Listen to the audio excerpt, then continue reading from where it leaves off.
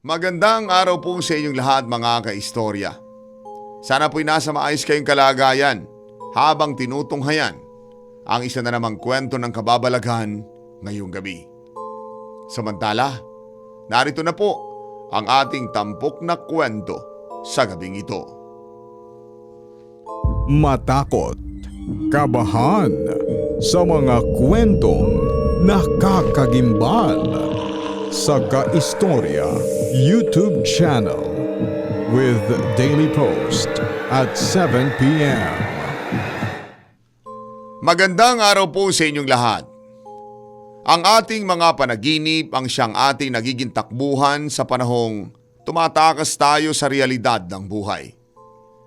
Pero papaano kung ang iyong nagsisilbing comfort zone na magdadala sana sa iyo sa isang masayang karanasan ang siyang maging dahilan ng iyong bangungot sa buhay?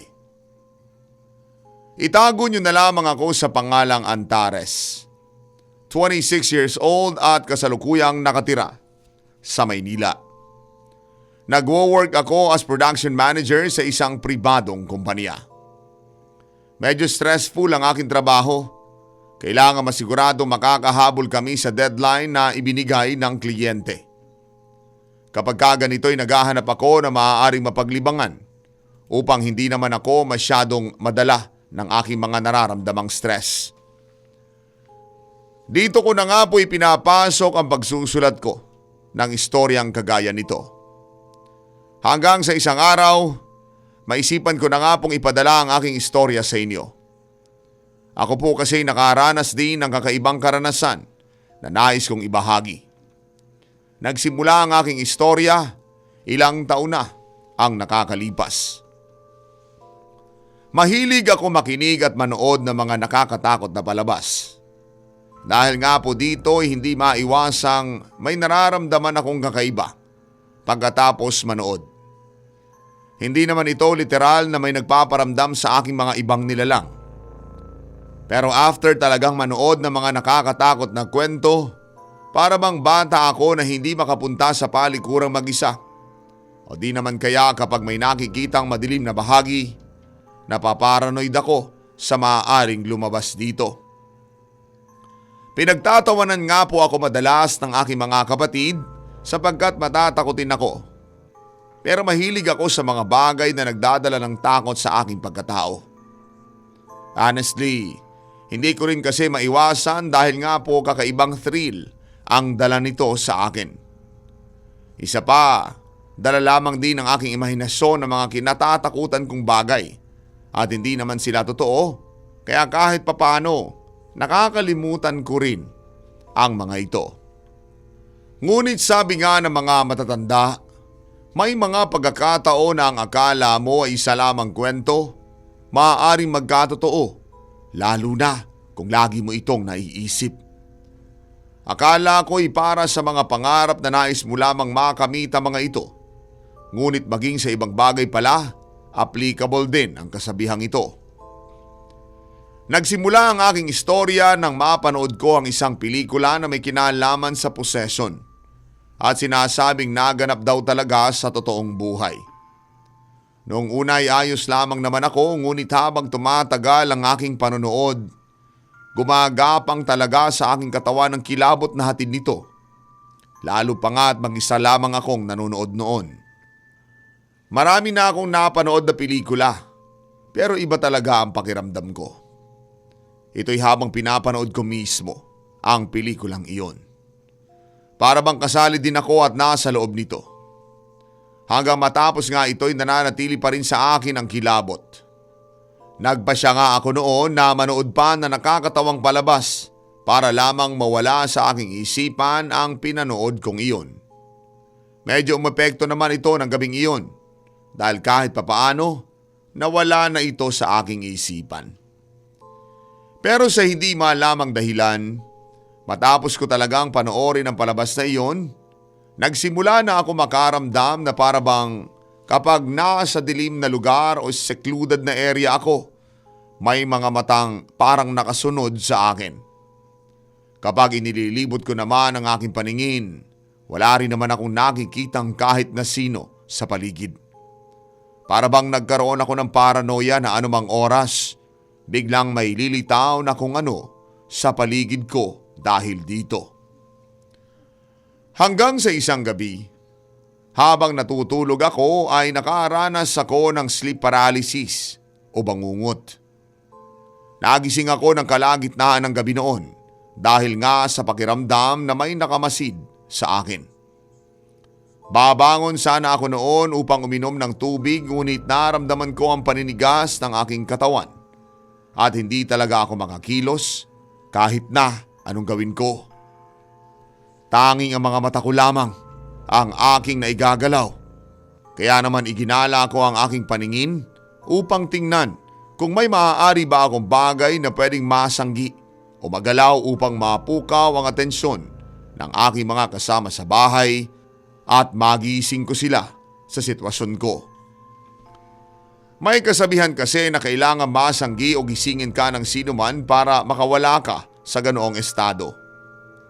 May nakita naman ako sa may paanan ng aking kama na maaari ko sanang maihulog upang gumawa ng ingay.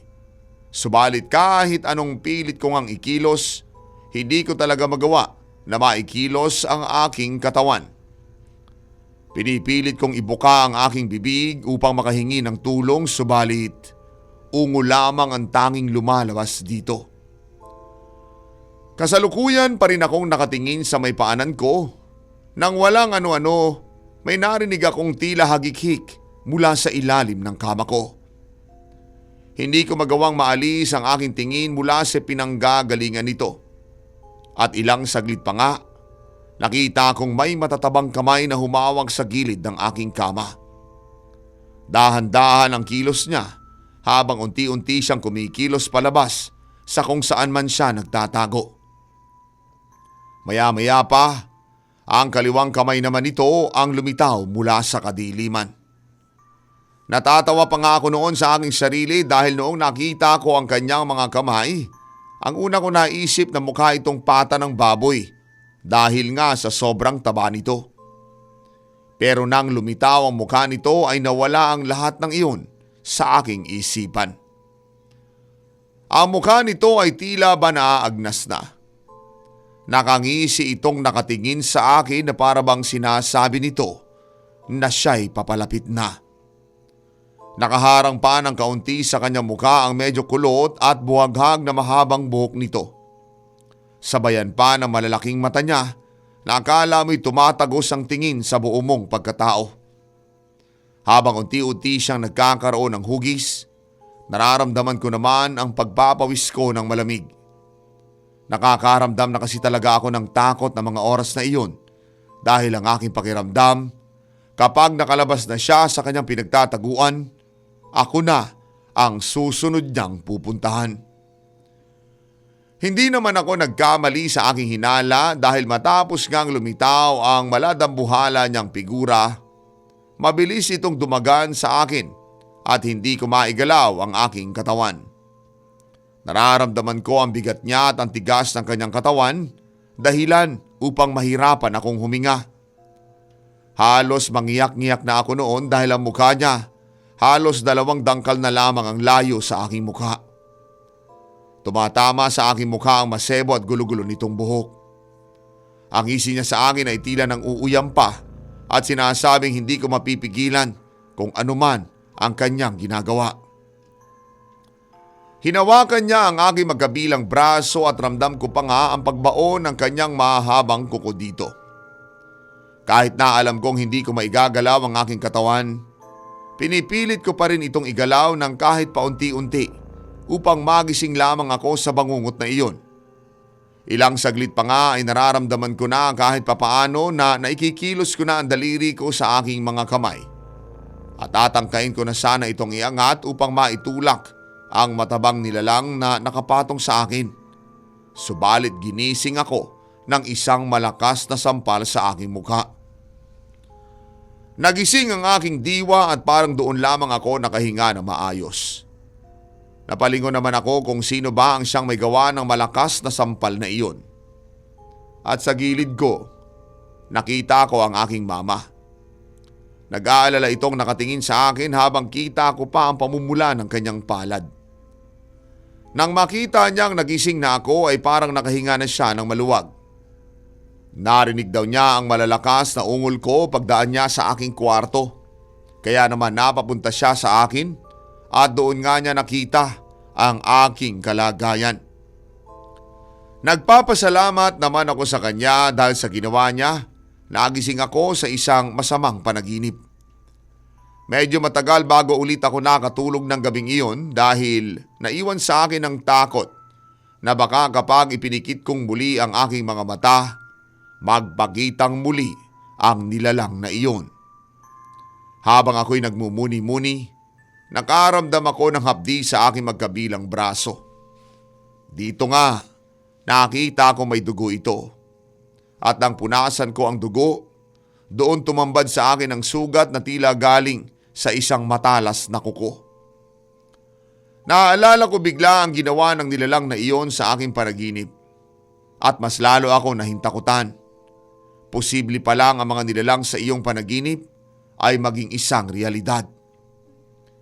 Akala ko'y simpleng panaginip lamang ito, ngunit totoo pala ang sinasabi ng iba na minsan ang akala mong isang imahinasyon lamang maaaring maganap sa iyo sa totoong buhay.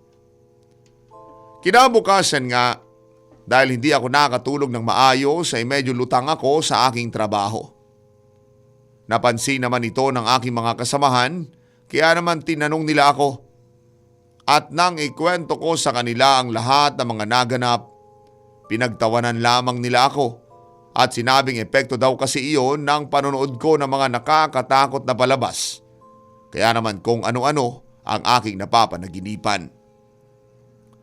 Yung sugat naman daw na natamo ko ay maaaring habang nananaginip ako'y aksidente kong nasugatan ang aking sarili. Bagaman at may agam-agam ako sa mga sinabi nila, mas pinili kong ito ang aking paniwalaan dahil ayoko rin namang takutin ang aking sarili. Isa pa, isang beses lamang itong naganap sa akin kaya naman sa isip ko, marahil nga, nasobrahan na ako sa aking ginagawang panonood ng mga horror movies. Kaya't nakapasok ang ganoong uri ng imahe sa aking panaginip at naging makatotohanan ito sa aking paningin. Sinabihan din nila ako na bihira naman daw nangyayari ang ganoong mga klase ng panaginip, kaya huwag ko nang masyado pang isipin ito. Medyo napanatag naman ang aking kalooban dahil may point naman sila. Natatawa na nga lamang ako sa aking sarili dahil pakiramdam ko, tinatakot ko lamang ito sa mga walang kwentang bagay. Tiwala ako na hindi ko na mararanasan pang muli ang ganoon. Ngunit ang akala ko na minsang pangyayari, nasundan pa kinagabihan. Nasa kasarapan na naman ako ng pagkakahimbing ko nang makaramdam ako ng kakaiba sa aking paligid. Pakiramdam ko ay may nagmamasid sa akin mula sa madilim kong kwarto. Iminulat ko ang aking mga mata upang tingnan kung sino ang nagmamasid na iyon sa akin. Tatangkain ko sanang bumangon upang magmasid sa paligid. Ngunit tulad noong unang insidente, hindi ko muling maigalaw ang aking katawan. Inaasahan kong lilitaw muli ang matabang babaeng iyon na aking nasilayan noong una. Ngunit sa pagkakataong ito, ibang nilalang ang nagpakita sa akin. Isa lamang itong itim na anino. Kaya ako lamang siya nakita sa gitna ng dilim ay dahil sa mga mapuputi nitong mata na seryosong nagmamasid sa aking naninigas na katawan. Tanging ang mga mata ko lamang ang aking naigagalaw at nakakasunod sa mga galaw nito. Kaya naman mas dumagdag ito sa aking nararamdamang takot na mga panahong iyon. Dahan-dahan ang ginagawa nitong kilos na parabang isa itong mabangis na hayop na pinag-aaralan ang kanyang susunod na biktima bago ito sumugod. Gustuhin ko mang sumigaw ay tanging ungol lamang ang aking tunog na nagagawa. Ilang saglit pa ay tumigil ito sa aking uluhan. Nang makita nitong nakadilat ang aking mga mata, ipinilig ng aninong iyon ang kanyang ulo na tila ba napapaisip kung bakit ako nakatingin sa kanya. Ilang sandali ring ganoon ang kanyang posisyon bago ito nahiga sa aking tabi. Tuwid na tuwid ang kanyang katawan habang ang kanyang ulo nakalingon sa akin. Pinagmamasdan lamang niya ako na nanginginig at pinagpapawisan ng malamig. Tulad ng unang beses na nangyari sa akin ang bagay na ito, tinangka kong igalaw ang aking katawan. Ngunit kung noong una ay hirap na ako, mas nahirapan pa ako sa pagkakataong ito. Ang pakiramdam ko kahit na walang nakadagan sa akin ngayon na matabang nilalang, mas mabigat ang presensya ng nilalang na nasa tabi ko ngayon. Maya-maya pa ay naramdaman ko na gumalaw ito. Ang kamay nito ay dahan-dahang humahaplo sa aking tiyan patungo sa aking dibdib. Nang marating nito ang bahagi kung saan nararamdaman nito ang malakas na tibok ng aking puso, bigla itong huminto. Nakita ko sa gilid ng aking mga mata nang ngumisi ito nang maramdaman kung gaano akong kinakabahan ng mga panahong iyon. Pinipilit ko pa rin gumalaw ngunit hindi ko talaga magawa. Halos magpanik na ako nang maramdaman kong dumidiin at tila bumabaon sa aking dibdib ang kamay ng nilalang na iyon. Habang ginagawa niya ang bagay na iyon, nararamdaman ko naman ang aking puso na tila pinipiga sa loob ng aking dibdib. Napapangiwi na ako sa sakit na aking nararamdaman at hindi ko na mapigilang hindi maiyak dahil sa kawalan ko ng kakayahang pigilan ang anumang nagaganap sa akin. Naririnig ko pa na bumubulong sa di maintindihang salita ang aking nasa tabi. Pakiramdam ko'y mapuputulan na talaga ako ng hininga ng mga panahong iyon at hindi na makapag-isip ng maayos. Ang tanging tumatakbo na lamang sa aking isipan ng mga oras na ito, sana'y matapos na ang anumang nararanasan ko. Todo panalangin ako noon na sana'y may dumating na kahit sino upang gisingin muli ako sa bangungot na ito. Habang nananalangin ay muli kong narinig ang aking nasa tabi na bumulong sa aking tenga. Sa pagkakataong ito'y naiintindihan ko na ang kanyang sinasabi.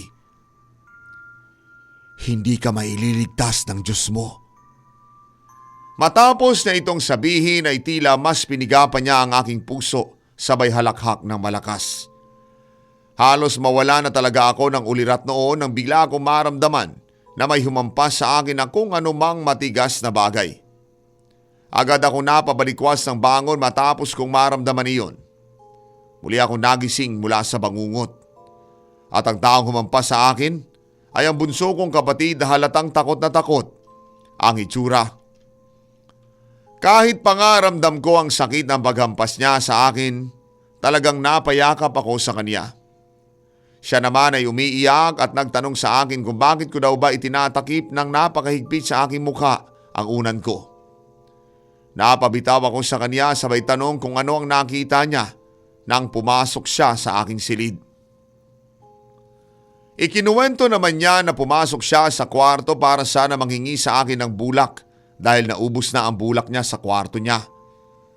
Naabutan daw niya akong nakatakip sa akin ng unan. Noong una raw ay hindi niya sana ako papansinin dahil baka ganoon daw talaga ang posisyon na gusto ko sa aking pagtulog. Ngunit na makita daw niya na halos hindi na ako makahinga at mas sinihigpitan ko pa ang pagtabon sa mukha ko ng unan, doon na siya kumilos. Pinilit niya umanong kunin sa akin ang unan na hawak ko, ngunit napakahigpit ng aking pagkakahawak dito. Kitang-kita daw niya kung paanong parang unti-unting nawawalan ako ng hininga noon. Kaya naman buong lakas niyang hinablot ang unan sa akin at nang mahablot niya ito, nakita niyang nakatirik ang aking mata at tanging puti na lamang ang nakikita dito. Kaya naman upang magising daw ako, hinampas niya ako ng malakas na unan na siya namang nakapagpabalik sa aking ulirat. Matapos niyang magkwento ay niyakap niya akong muli sabay sabi sa akin na kung may problema daw ba ako, magsabi lamang sa kanila at huwag kong gawin ang ganoong mga bagay dahil nandiyan naman daw ang pamilya ko. Hindi naman ako nakasagot sa kanya dahil hindi ko rin alam kung paanong ipapaliwanag ang naging karanasan ko. Pakiramdam ko, hindi lamang simpleng bangungot ang nagaganap sa akin. May ibang puwersang gumagambala sa aking panaginip. Nang medyo kalmado na ang aking kapatid, saka ko lamang siya pinalabas ng silid. Ako naman ay hindi na nakabalik pang muli sa aking pagkakahimbing. Ang pakiramdam ko kasi kapag nakatulog muli ako, mararanasan ko na naman ang nakakahindik na nagaganap sa akin. Kinabukasan, nangingitim na ang paligid ng aking mata dahil halos 2 gabi na akong walang maayos na tulog. Natutulala na nga rin ako dahil sa kakaisip kung ano ba ang nangyayari sa akin. Hinahayaan lang naman ako ng aking mga katrabaho dahil wala naman ako masyadong ginagawa sa aming opisina. Mabuti na lamang at walang masyadong orders sa production. Kaistorya, dumating po talaga ako sa point ng aking buhay na kinatatakutan ko ang matulog. Sa tuwing naiisip ko kasi na posibleng naghihintay sa akin ang sinumang nilalang na gumagambala sa akin, hindi ko talaga magawang ipikit ang aking mata. Sa isip ko noon ay ayos lamang na hindi ako makahimbing, basta't hindi ko lamang makita ang sinumang bisita kong iyon sa aking panaginip. Kinagabihan ng araw na iyon, nakailang inom talaga ako ng kape dahil sa ayaw kong mapikit ang aking mata. Nilibang ko ang aking sarili kahit pa nga antok na ako at pipikit-pikit na ang aking mga mata. Nagtagumpay naman akong hindi makakatulog ng gabing iyon. Subalit kinabukasan sa trabaho, halos hindi na ako makafocus sa sobrang pagkaantok. Ang pakiramdam ko ay gustong bumagsak ng aking ulo. Nag-aalala na ang mga katrabaho ko sa akin dahil halatang halata daw sa akin noon na sobrang antok ako. Pinipilit kong kumilos noon at gawin ang aking mga trabaho kahit pakiramdam ko sobrang gaan na ng aking ulo sa sobrang antok na aking nararamdaman. Ang tanging nakakapagpanatili na lamang sa akin sa maayos sa pag-iisip ay ang isipin na kapag natulog ako, posibleng hindi na ako magising pa dahil sa mga bangungot na dumadalaw sa akin. Upang mahimasmasan ay nagtungo ako sa banyo upang maghilamos. Patapos ko namang makapaghilamos ay medyo nahimasmasan ako. Tinitingnan ko ang aking sarili sa may salamin. Nangingitim na talaga ang paligid ng aking mata nang dahil sa kawalan ng tulog. At halos namumula na rin ang mata ko dahil nga sa pinipigilan ko ang aking sarili na makaidlip. Habang pinagmamasdan ko ang aking sarili, nakita ko sa refleksyon ng salamin na bumukas ang isang cubicle. Napatingin naman ako doon dahil wala akong matandaan na may pumasok sa banyo bukod sa akin. Tinitingnan ko lamang ito ng walang ano-ano. May kamay na humawak sa pinto. Halos nanlaki ang aking mga mata nang makita ko ang itsura ng kamay na iyon. Pamilyar sa akin na malapat ang kamay niya dahil ito ang unang nilalang na gumambala sa payapa kong pagkakatulog.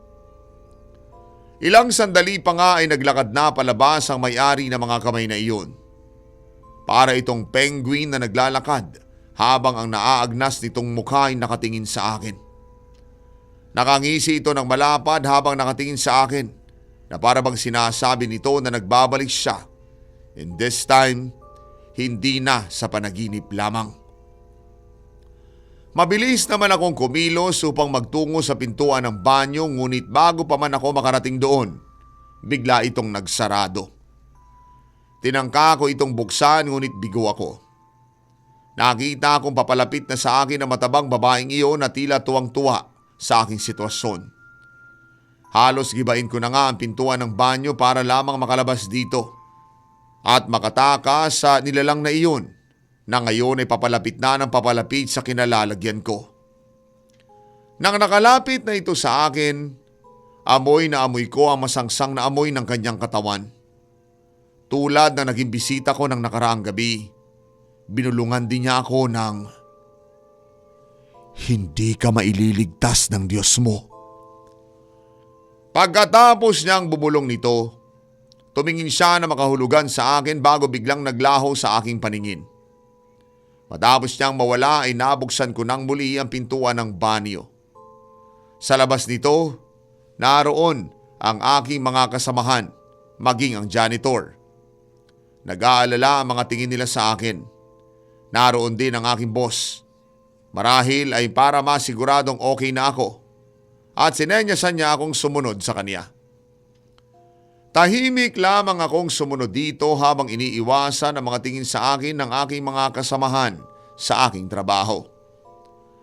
Nang makarating kami sa opisina ng aking boss, doon niya ako tinanong kung ano ba ang aking problema at bakit ganoon ang ikinikilos ko. Hindi ako agad nakasagot sa kanya dahil hindi ko naman alam kung paanong ipaliliwanag dito ang mga nagaganap sa akin. Napabuntong hininga na lamang ang aking boss, sabay bigay sa akin ng isang memo.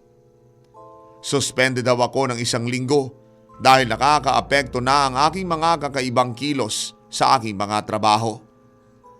Gamitin ko daw ang oras na iyon upang makapagpahinga dahil mukhang kailangan ko daw iyon.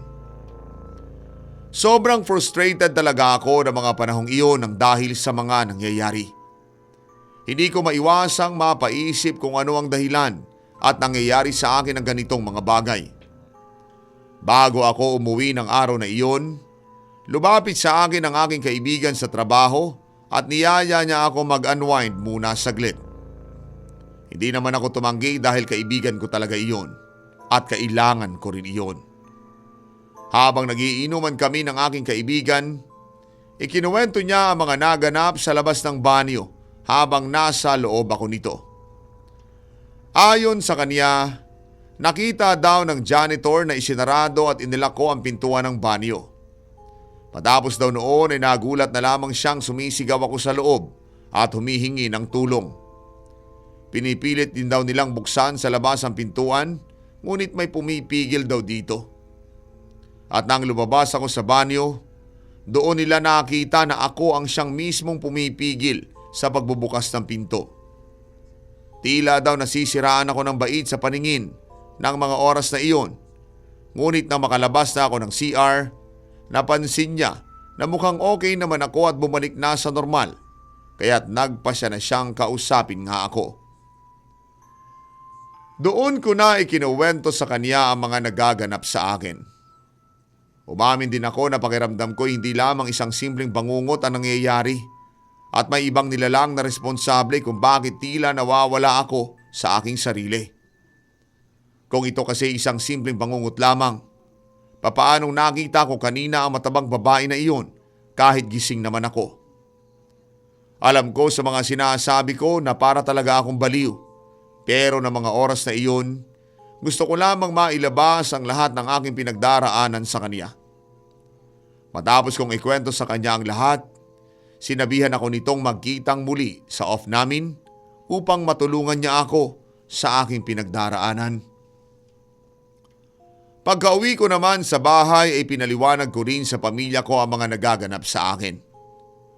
Niyakap lamang ako ni Mama noon at sinabing naroon lamang sila para damayan ako.